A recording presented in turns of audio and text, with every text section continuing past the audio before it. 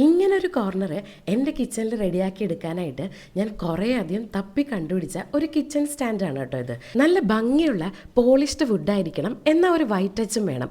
അങ്ങനെ ഒരു അന്വേഷണമാണ് എല്ലാ സൈറ്റിലും തപ്പി ഫൈനലി ഞാൻ ആമസോണിൽ നിന്ന് പർച്ചേസ് ചെയ്തതാണിത്. ഈ ഒരു സ്റ്റാൻഡ് നല്ല പോലെ ഫേമും സ്റ്റേഡിയാണ്, പിന്നെ ഇതിൻ്റെ വുഡ് ഫിനിഷ് പറയാതിരിക്കാൻ പറ്റില്ല. അങ്ങനെ അടിപൊളിയാണ്, കാണാൻ തന്നെ നല്ലൊരു ഭംഗിയുണ്ട് കേട്ടോ. അങ്ങനെ ഫൈനലി ഞാൻ ദേ ഈ ഒരു കോർണർ സെറ്റ് ചെയ്തിട്ടുണ്ട്. ഇതുപോലെ ആഗ്രഹിച്ച് വാങ്ങിയ വേറൊരു സാധനമാണ് ഫ്രിഡ്ജ് കണ്ടെയ്നേഴ്സ്.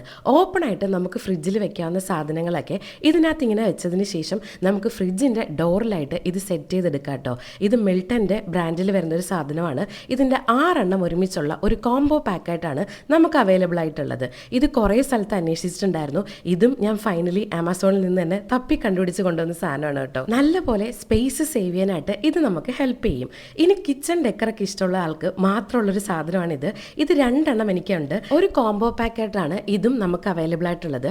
ഇത് ആർട്ടിഫിഷ്യൽ ഓണിയനാണ്. ഇതുപോലെ തന്നെ ആർട്ടിഫിഷ്യലായിട്ട് ഗാർലിക്കും ഒരു ഹാങ്ങിങ് പീസായിട്ട് നമുക്ക് യൂസ് ചെയ്യാം. കുറച്ച് ആർഭാടമായിട്ടുള്ള സാധനമാണ്, കാര്യമായിട്ട് നമുക്ക് യൂസേജ് ഇല്ല. പക്ഷേ ഡെക്കറേഷൻസ് ഒക്കെ ഇഷ്ടമുള്ളവർക്ക് മാത്രം ഇത് പർച്ചേസ് ചെയ്യാം കേട്ടോ. ഇത് രണ്ടും ഒരു കോംബോ ആയിട്ട് എനിക്ക് കിട്ടിയതാണ്. കുറേ സ്ഥലത്ത് അന്വേഷിച്ചു, മീഷോയിലൊന്നും ഇതെനിക്ക് കിട്ടിയതേ ഇല്ല. അങ്ങനെ ഫൈനലി കിട്ടിയതാണ്. ദേ ഇതുപോലെ ഞാൻ ഹാങ് ചെയ്ത് വെച്ചിട്ടുണ്ട്.